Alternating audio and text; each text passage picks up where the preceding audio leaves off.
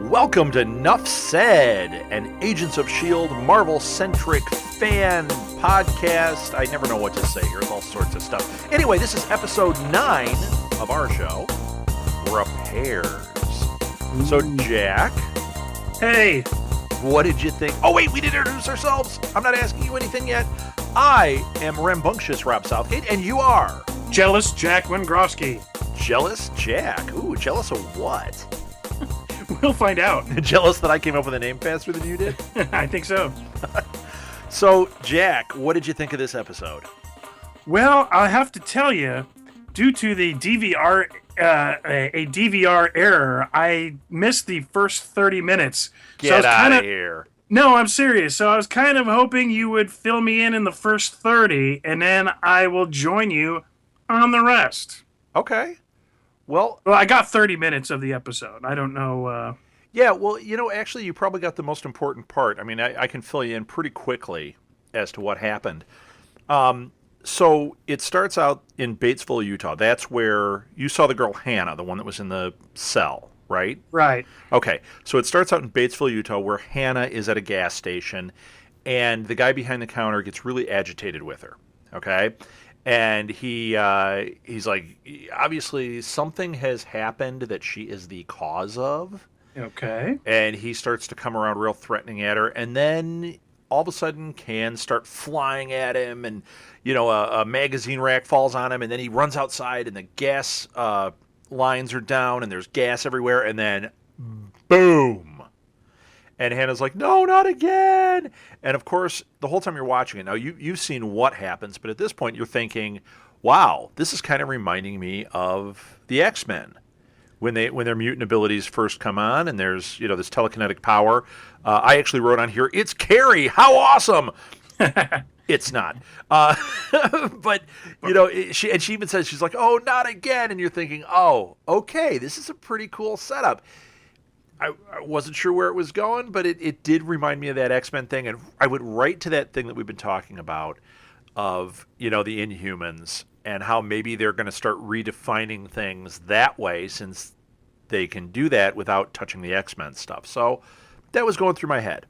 Yeah, I can see the Carrie connection there too. Yeah, totally. Okay, and then there was Pig's Blood too. And then, oh no, that is Carrie. Wait a minute, I'm getting confused. And then that's when Charlie the janitor shows up and mops it up. Right. Previous episode, Charlie the janitor, his superpower is to clean up all the mess that these people keep making. Yes, and the duct tape boy wonder. That's right, Charlie. Boy, that's got some connotation. So anyway. Holy red sawdust, Charlie. That's a lot of barf.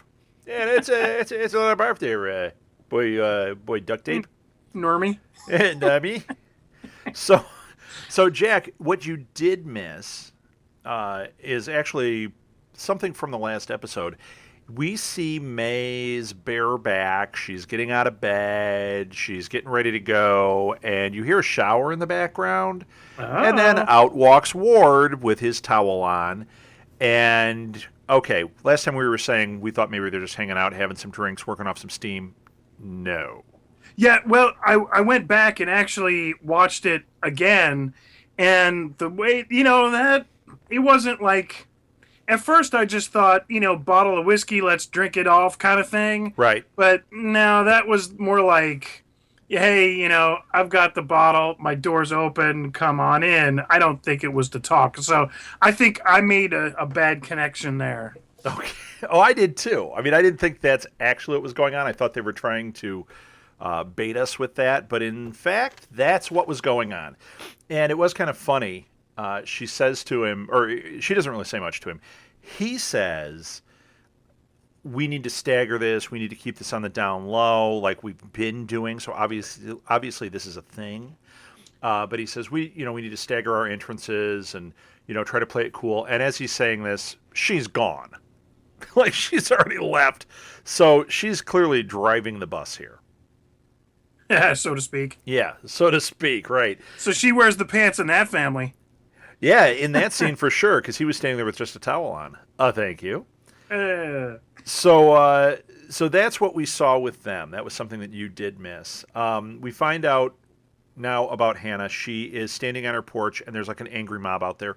Once again, allusions to the worst X-Men movie, X-Men 3, when they're standing on the porch and the cops show up and the mutants kind of fight back and they're shooting fireballs at the cops and ice, and Wolverine's standing there like, no, don't do it. And then he gets shot. And, it's like that whole scene was kind of what I was remembering as this was going on, because she's standing on a porch that looked very similar. Cops pull up. She makes a cop car move. Stuff starts flying around. And then May shoots her, just as Coulson's saying, nobody's going to hurt you. Pop! She uses the night-night gun. Okay? Okay, so that kind of explains something later where they're really kind of, at least Skye is just afraid that May's going to keep hurting her. Right, exactly. That's exactly what that was all talking about and alluding to there. We also find out that there was some kind of accident with a particle accelerator that had exploded. Hannah feels responsible for it, and everybody blames her for this.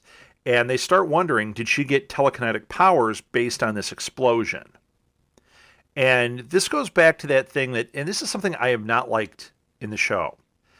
Do you remember a couple weeks ago when they were saying there is absolutely no telekinesis? That's ridiculous. And I was saying, that's something I'm not digging on, because they're living in a world where there's Thor. They're living in Right. a world where, there's all these other things. In fact, in the next Avengers movie, they've got the Scarlet Witch. What do you think she's doing? Right. And yet they're just completely rejecting telekinesis at this point. And it's like, okay, well, I kind of get that, but I don't really, because these people can do amazing things. You would think that that would be cracked open. And what did they do in this episode? But they proved that it wasn't telekinesis. But it was something much stranger. So give me a break on this telekinesis thing. Right. It's kind of like about the third season from X-Men when, what's the girl, was that Mulder? Not X-Men, X-Files. Or what did I say? Magic of Edit, which Rob's absolutely not going to do. Absolutely not. X-Files.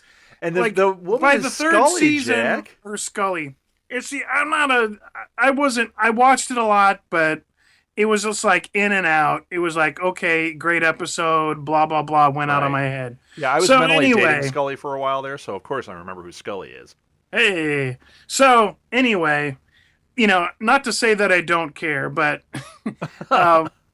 about the third season, I think they kind of lost me when Scully still didn't believe in the weird crap that was going on. Because, like, every episode, oh, it's an alien. Oh, no, it's not. It's some form of flu vaccine that mutated into the super virus and blah, blah, blah. And, of course, by the end of the episode, the alien eyes glow and go, hee, hee, hee, hee. And even in the movie, she's like, she just got farted out into the ice from the giant alien ship and still goes like, I'm not sure if there's aliens. Mulder, you're just crazy. And why do I smell like alien farts? Right. And, that's where I get kind of here a little bit is it's like they're not learning the lessons. They're, I don't know. It's just kind of getting to me a little, but they still have some good material. Sure. Yeah. So I'm totally with you on that. There was a really good line in here. And they talked about the cavalry a lot, and I think we're about to the point where you came in, where she was saying that it was a demon after her, and God had given up on her, and right. Yeah, you saw all that, right? I did. Okay.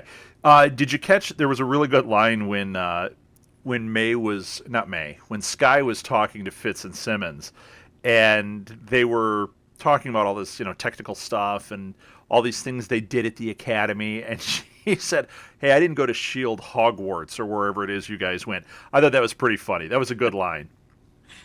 And it's kind of apropos in that instance. Right. Well, and she also called May and Ward warm and fuzzy, which was a pretty good one too. Yeah. Because they're like, they were going to send her. Coulson was going to take her out to this Hannah, And then he turns around and he says, this is a really sensitive issue, and we want to make sure it's, somebody that can handle this properly. And she goes, what? You're going to send Warm and Fuzzy on this one then? I thought that was pretty funny. And that's another thing they, when I did get into, alluded that May used to be a totally different kind of person, and we may see more hints of that. Right. Well, and that's what they did at the end when she pulled the prank on Simmons. Uh-huh. That was supposed to be, showing, she's kind of going back to her old self. And I have one little issue with that. I don't want him to break the character. Well, I don't know if it breaks the character as much as, okay, there's a history, I don't know if we can handle her kind of, being this pent up kind of jackass for, 2 or 3 more seasons that, what if she turns into, kind of like a much more hip character? Yeah, no, don't get me wrong. I don't think it's going to, how do I say this? I don't think it's a bad move. I think that it's good to humanize her and to give her some history and to do what potentially can happen here. But I'm a little afraid at how this show is going, and that they could homogenize her a little bit here. Right. I like the fact that she is a character with a past, and she's kind of intimidating. And I'd like them to keep that going without too much of like, hey, we're buddies all on a plane. Right. Yeah, because I don't think anybody's really at this point going to say, oh, you're pranks, you're a prankster now. That might have been just a little hint, spoiler alert towards the end, or at the very end, she's the one that pulls the prank on Fitz. Right. But, it would be interesting. Hopefully they won't do too much of that, and maybe that was just a hint of, hey, I can do this, but I'm probably not. Right. I hope that's the case. Like, I can play, and this is who I am, but in general, I am going to remain cold and calculating and kick butt. Right. Because we don't need another Warm and Fuzzy on there. That's true. When I got into the episode, the girl was in the room, and Sky comes to the rescue, and then we see kind of, the May, okay, we think she's going to screw it up. But I did like the development about how towards the end, she started to figure it out. And, where before she thought, I need to save the day, whatever it takes. Right. And then it turned out she recognized, okay, this guy isn't the bad guy. She was able to kind of step back and, basically tell the guy, look, this, it happened. You can't go back. Right, it's done, and you got to let it go, which was what Coulson had told her. And I think this may start part of the healing for her. Sure. And once again, I think that's great, but I'm just a little nervous that they might break the character. I don't think they can break it too much because you can't take her in that role and become touchy-feely. She's that, word goes in head first, but there's always got to be that kind of calm, cool, behind-the-scenes character that comes up and snaps the guy's neck that's just about to kill Ward. Sure. Yeah, and hopefully that will maintain. I think it has to because, everybody has their role in that team, and you can change some things. You can, we may be able to see her healing a little bit, but not change substantially. Yeah, and I really hope you're right. I really hope that's what we're seeing here. So that would be cool. Yeah. So the bad guy, we didn't even talk about this. The bad guy essentially was Tobias Ford. Now, I did look up just to see, because I wasn't familiar with any of these characters. Neither Tobias nor Hannah are in the Marvel database, so these are new characters. I thought maybe, Hannah would turn out to be somebody. No, she's not. And she really isn't. She has no powers, nothing. Tobias, it turns out, was just obsessed with her. I thought maybe Tobias would be somebody, but no, nobody. Now, one thing I did think that was interesting about Tobias was I thought the effects were great. Yeah. And I thought it was so cool that he moved like Nightcrawler does from the X-Men. You know how he bamfs in and bamfs out, and you see that kind of smoky whatever. Now, he didn't have the control that he has, but that Nightcrawler has, but it was a very similar type of activity from him.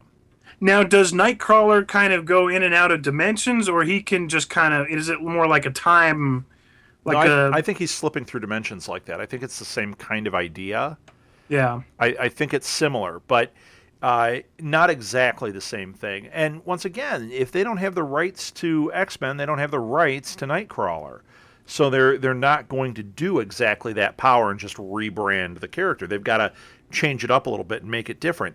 I think that now we have another power that is in this particular universe of Marvel that we're going to see come back. I don't know if we're going to see Tobias come back, but we may. I mean, let's face it.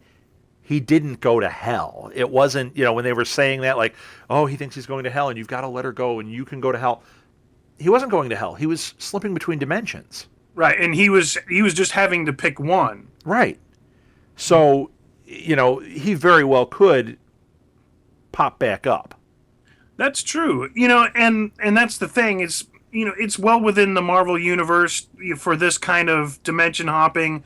I think it really connects more with the movie where we were seeing this kind of in and out, and I think it was hey, let's use this in a different kind of way. Right. And very well could turn into something, but I think the main motivation was let's, a little play off the movie. I was a little sad to not kind of fully get, how that he got affected in this way. I have a feeling that he got pulled in by one of Oh, no, wait, Jack. Did you see when I can't remember. Simmons is the girl, correct?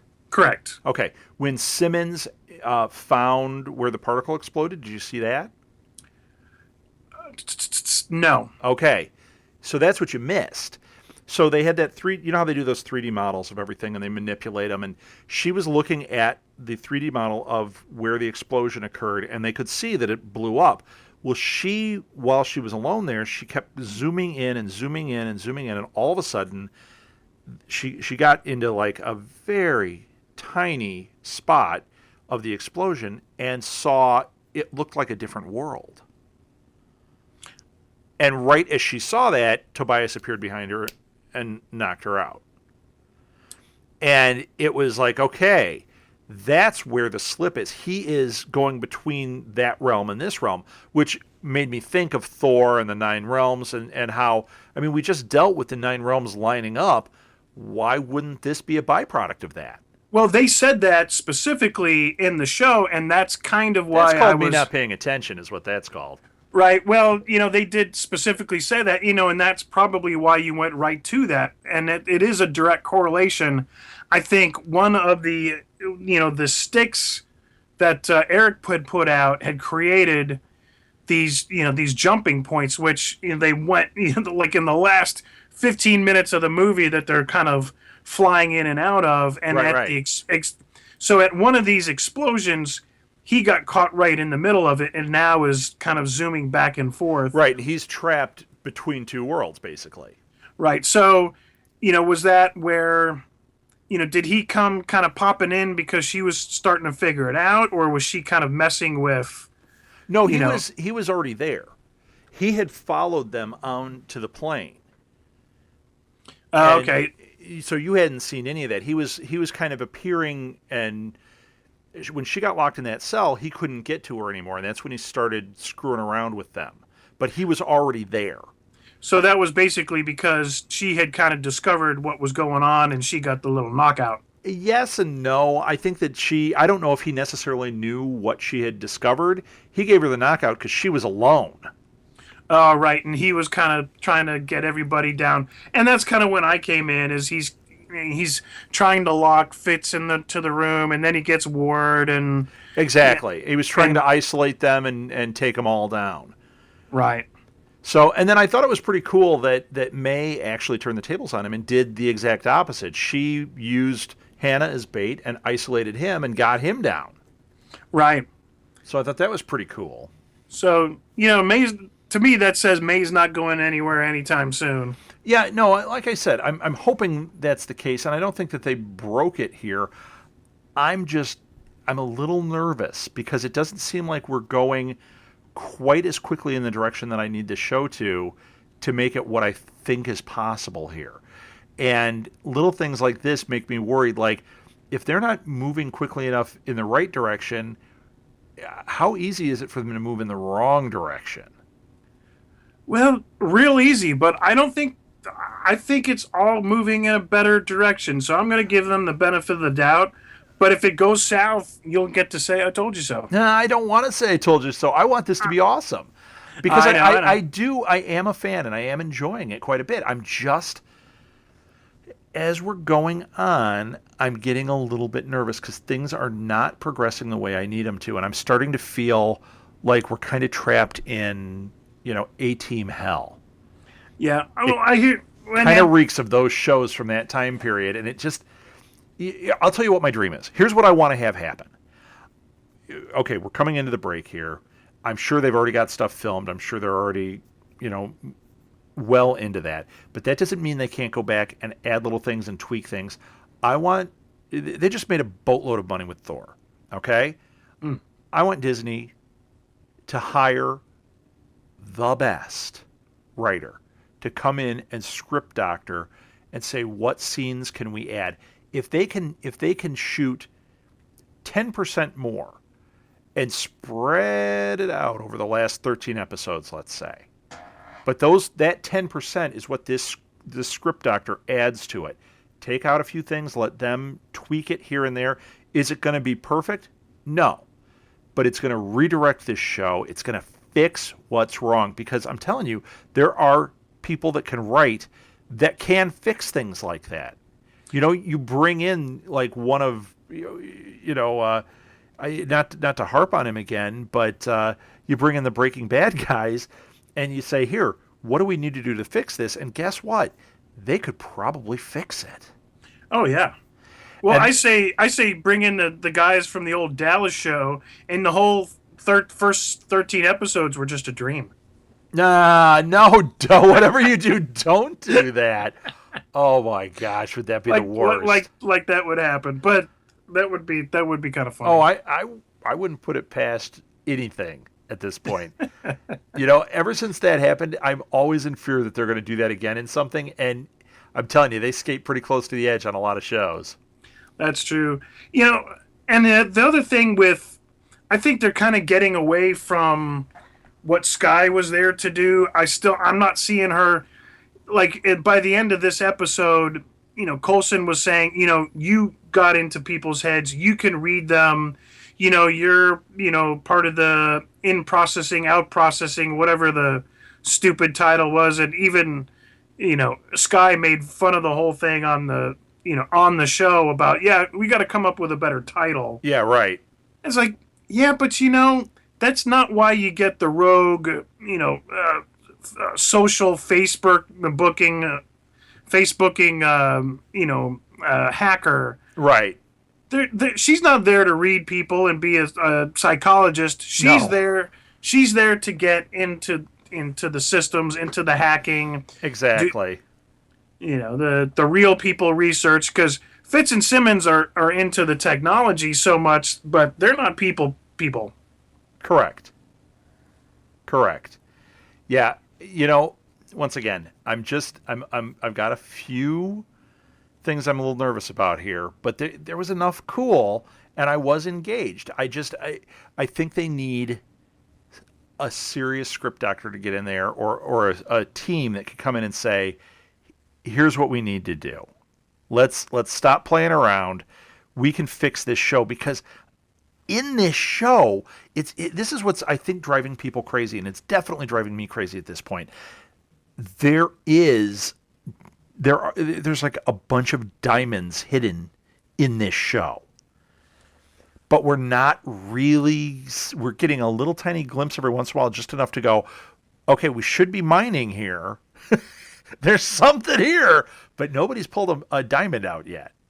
And it's funny.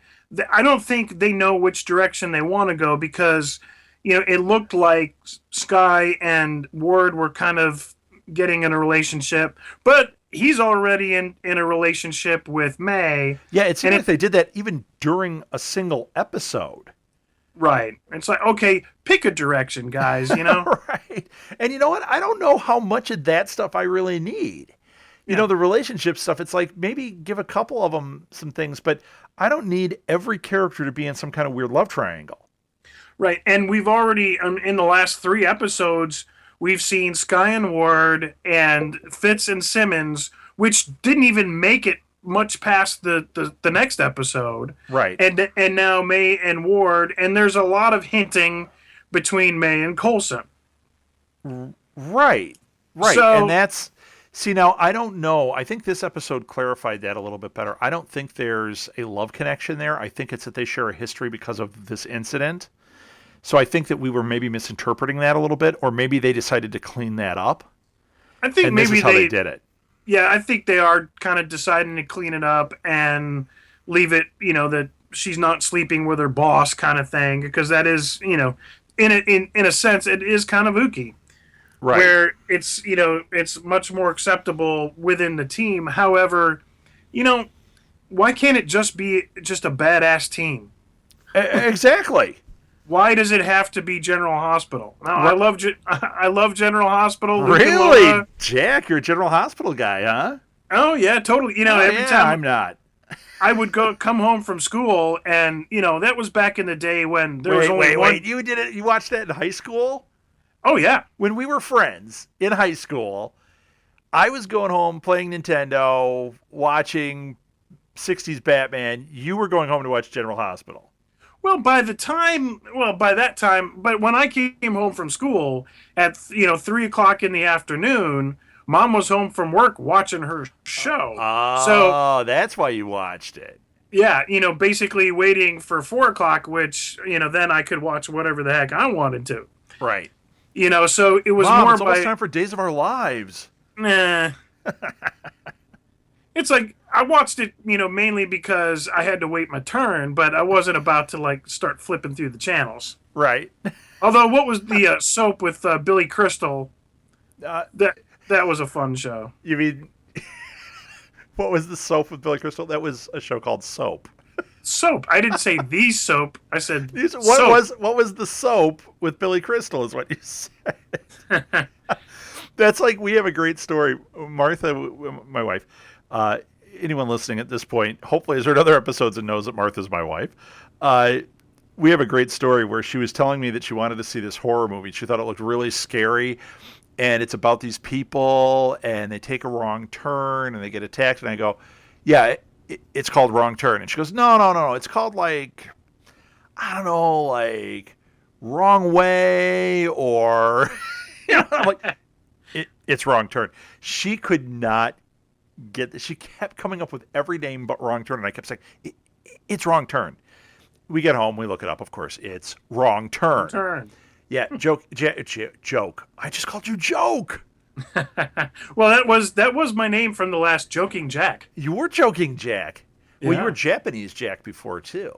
That's true. And Jocular, and I think you were Jock Strap. I can't remember. No, you tried to put that one on, but I don't know if I tried to put on the Jock Strap? Yeah. Gross. Heyo. So yeah, Jack. I don't Billy think Crystal was on Soap, but yes, that was a funny show. Yeah, and that was but that was more like a prime time and kind of made fun of the whole soap thing. But right. Yeah, I don't want to see this become like the little bed and breakfast team. Oh no, please don't let that happen. Do you know how fast this show will lose me? But there's a whole room full of bean counters that would love it if they did. Yeah, of course. But you know what? I think there's a room full of bean counters that if they got this right, would love this show too. Yeah, but how many times did these guys just not let that happen? Yeah. I mean, we don't know where the breakdown is here. Unfortunately, I think Joss Whedon is going to get a little bit of a black eye because he's not even show running. He's just a producer on it. But he's kind of because in this age where everyone talks about the showrunners, people are looking at him like he's running the show. Right. He's not. I guarantee he's not involved other than, oh, yeah, okay, that's great. He's setting certain tones, but he's not the guy watching every frame and saying, what is wrong here? Because if you look at his other work, it wasn't as disjointed as this is so far. Right. And that's the thing is, if you go back to Firefly, and there was definite, and it only lasted, 14 episodes? Yeah, something like that. And it was, it had a definite storyline. It had, we almost got, some interactions with the characters, and, and then when it ended, it was just, so many people wanted kind of like the tie-ins, and, but so there was definitely like a direction, and that's kind of what I'm lacking is I saw those 14 episodes and I couldn't wait, and I was very disappointed to find out it had been canceled. Right. But I could see the end. I could see, okay, if this lasted 5 seasons, I could tell you, the doctor and the mechanic were going to get together. We were finally going to find out who the dang priest was and what he did, and yes. And yes. this and all that. And this doesn't have that feel. It's not building that mythology, not building that relationship in the right way yet, or fast enough. And I still have the feeling that 5 seasons from now, we're not going to know anything more about Coulson than we currently do. No, you know what? If that were the case, it's not going to last 5 seasons. Yeah, well, I hope they get that. I do too, because I'm liking the show, and I want this thing to run as long as the movies are running. Oh, absolutely. And anytime you get a new character or a new movie, you get tie-ins. There's just so many storylines.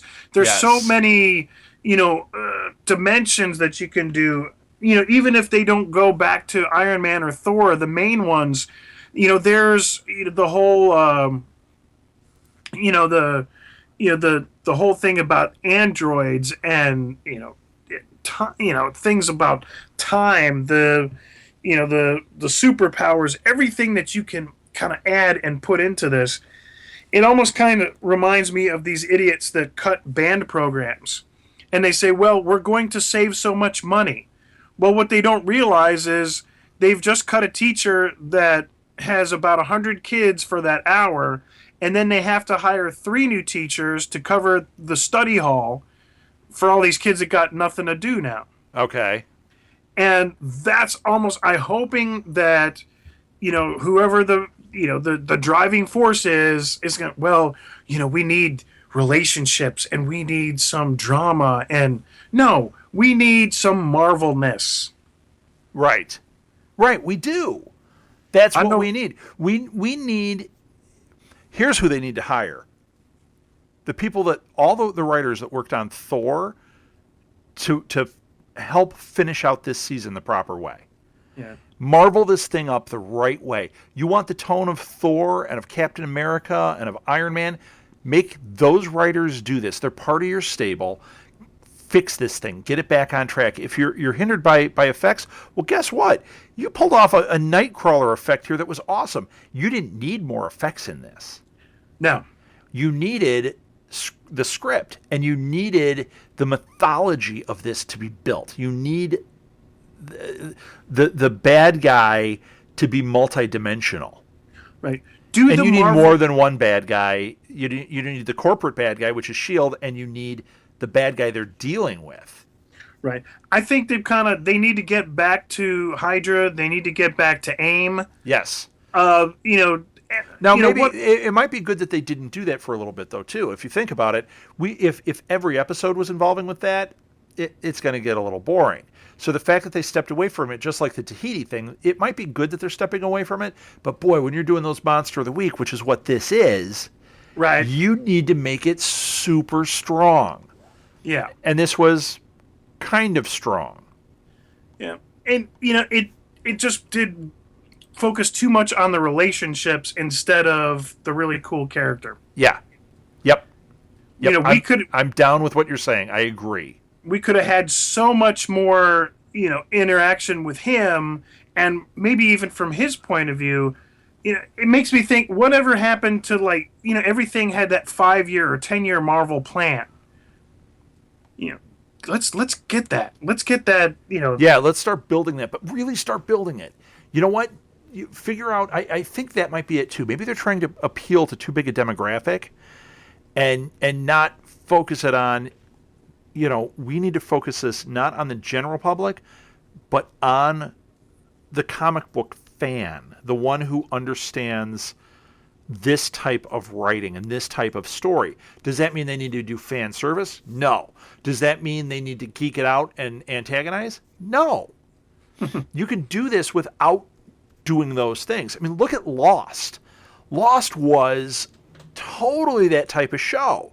Each week it was giving you, it had the relationship stuff, but it was also building this like mythology, and there were times that it stumbled and times that people got upset with it. But you know what? There's a blueprint right there. They did it right all the way up to the end. Oh, absolutely. And I know people hate the ending. I'm one that liked the ending.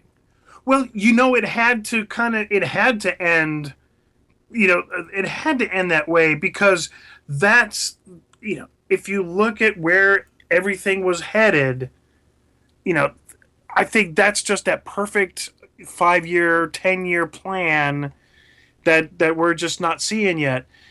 And I just saw, you just blurted out the Captain America vibe there. The movies at Thor, they had the Captain America preview, and man. Okay, wait, Jack. Did you see it in 3D at the IMAX? Not at IMAX, just in 3D. Okay, when they showed the Captain America preview, did they show the one where it had the extended scene of him in the elevator? Yes. Okay, so you saw that one, because when I saw it in 2D, that was not what they showed.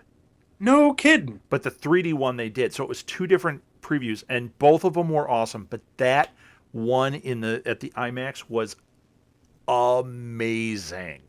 I mean, I was like basically sitting there going, just take my money and get me this movie now. I mean, by the end of that preview, I almost thought, you know what? This is so cool. I just saw everything I need to, and I'm done. Yeah. Because, you felt that?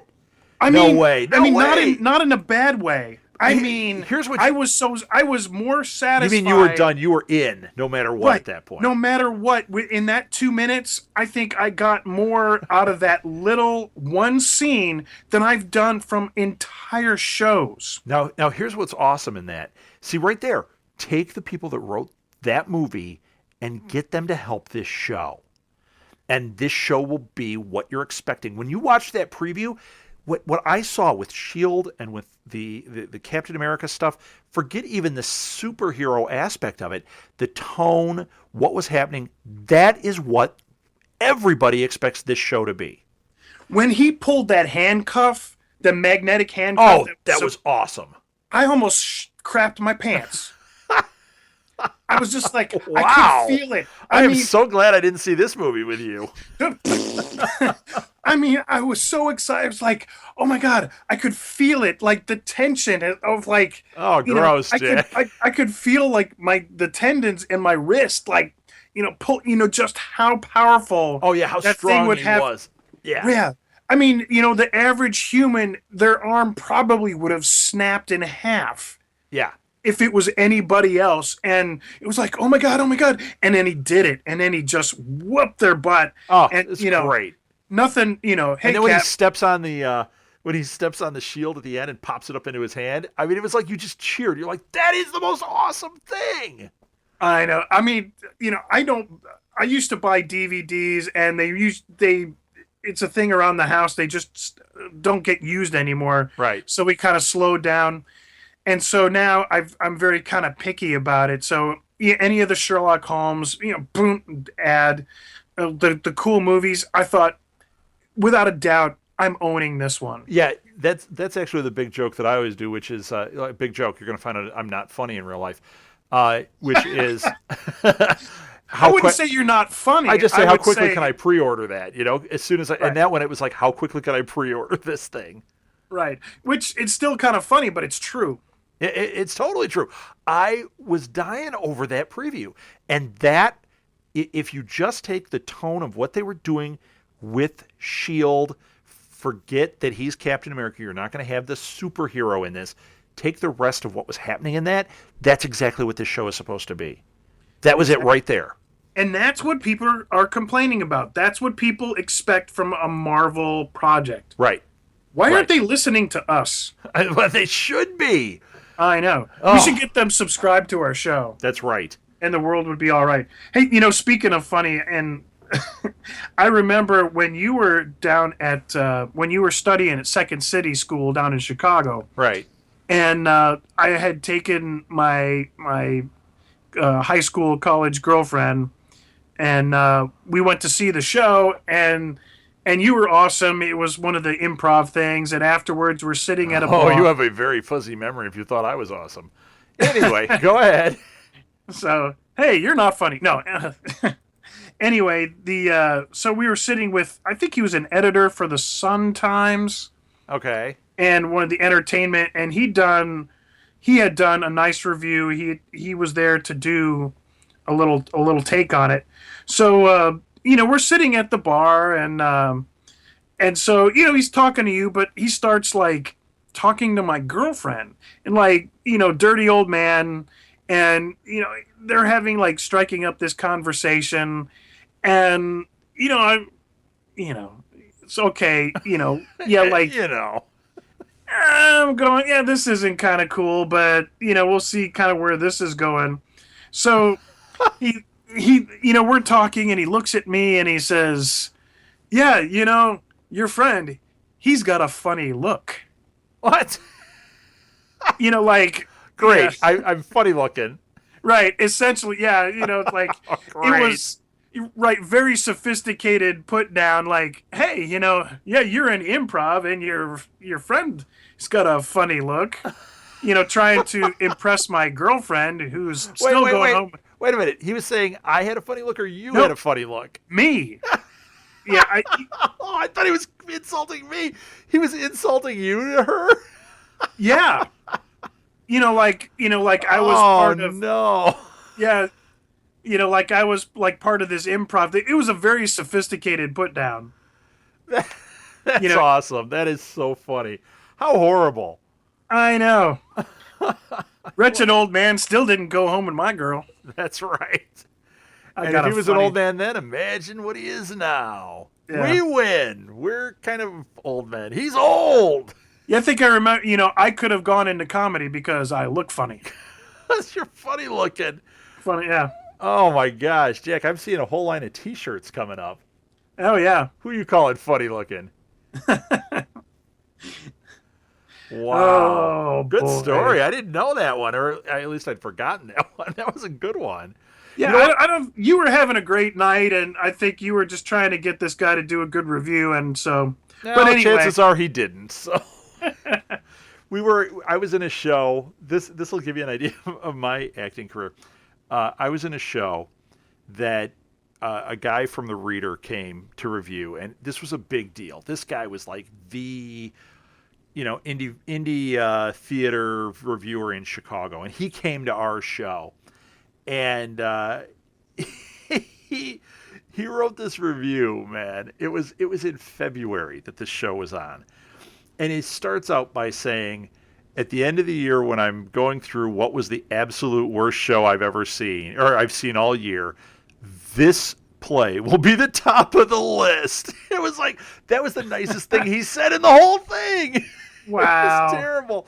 He actually did compliment me and a friend of mine that was in it, and said, he named us, and he said, Rob and Bill must really want to work very badly to be in something this bad.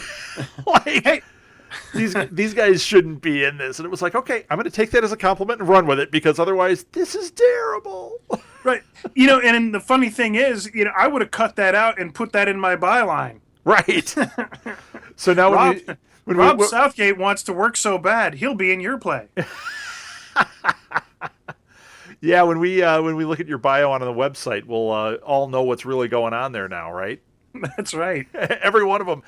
I bet the next thing they say is the most god-awful thing about Jack ever. But, hey, they said something nice at the beginning about somebody, and he used it.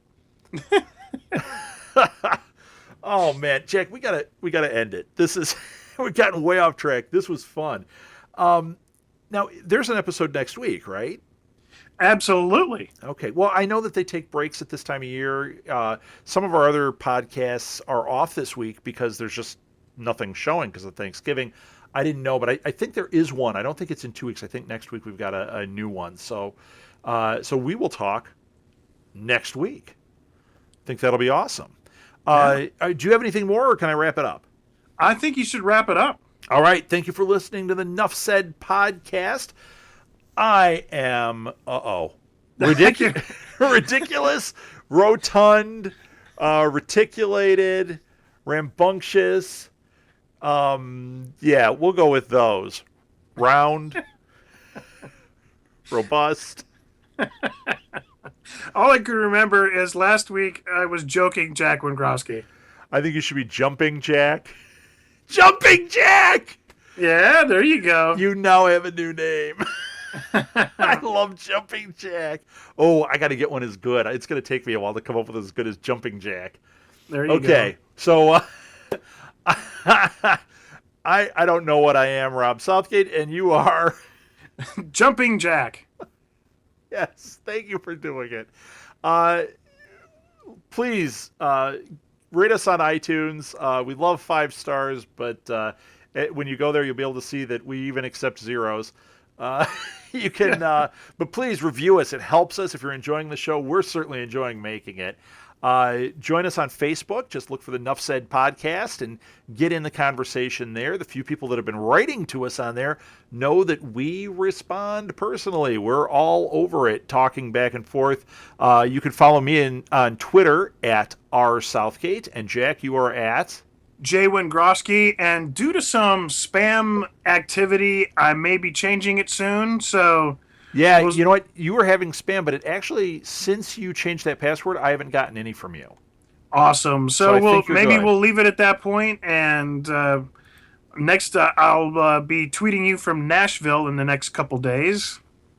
Excellent. And all right. So have a good Thanksgiving, everybody. Well, and Jack, did you? I doubt it because it hasn't been long enough. I don't think. But have you heard anything? Has anybody won the contest for the CD? I have not. I haven't heard anything yet. But why don't you lay that out there again, real quick? What do they have to do to win? Okay, what you have to do to win a CD from the Jazz Ambassadors which is the Army's elite touring jazz band, for which I was in 21 years. My little plug there. But at the very end of Jack, the movie, don't show your little plug here. That's disgusting. And that's why you went to comedy school. That's right. And it didn't stick. Don't try this at home, folks. He's a professional. Ooh, wow. Ooh, ouch. So, not really. And at the very end, and of course we know that's after the credits, they're all sitting at the table eating breakfast, and you have to tell me what the box of cereal was. And the first one that does wins the CD. Wins the CD. And we don't care how you connect with us on it. Tweet it. Send it on Facebook as a message. Send us an email. Whatever you... Go to Southgate Media Group. Go to our website and do it through there. Whatever you have to do, whichever one we see first is the winner. That's it. So there we go. Oh, and I do want to give a quick shout out before we end up here. I went to see Thor the second time with some of our fans. And I'd like to say thank you. We had a great time. I really enjoyed seeing it with you guys, and I think that we need to keep that group and maybe get a bigger group for when Captain America comes out, and we'll all go see that together. But I had a great time. It was somebody who we've name-checked on here before. Edward went with us. Yes. His brother William and their friend Keir. They all went. John, Ruth, and Jocelyn were the adult chaperones on this. And it was just, like we need an adult chaperone, but they were there too.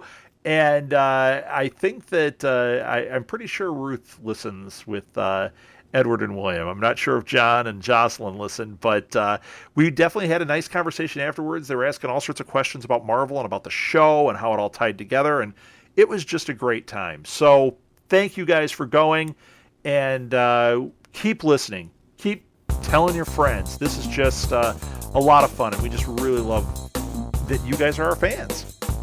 There you go. That's all I really had to say about it. Anything more, Jack? That's it? That's it for me. Okay, let's end it. We will talk. I was going to say we're going to see you, but we're not going to see anybody. We'll talk to you next week. Nuff said. Nuff said. 0, 2, 1, 3, 4.